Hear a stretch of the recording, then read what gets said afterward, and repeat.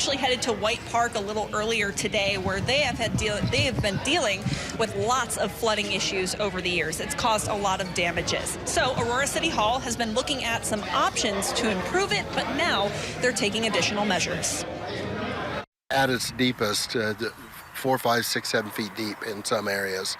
The entire park looked like a lake because it was so deep. City Manager John Holmes says consistent flooding has damaged steel fences, pickleball courts, bathrooms, and washed dirt away from their baseball fields. Here are some photos from KY3's coverage of flash flooding in 2021, when White Park was torn apart by water damage. Deep cracks get filled and dirt gets replaced time and time again, but it's not cheap. Year after year, Parks Director Travis Wittenborn leads his teams in repairing the park as it holds sentimental value for the community. It's a little heartbreaking sometimes to see your work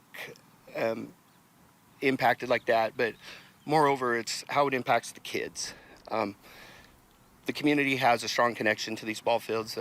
Wittenborn says it's been a delicate balancing act between what the community wants and what can be implemented. But Holmes says Aurora City Council has come to a consensus on what's next. We did a park master plan, and slowly but surely, we're going to start working towards moving some of these park facilities to different locations to get them out of the floodplain.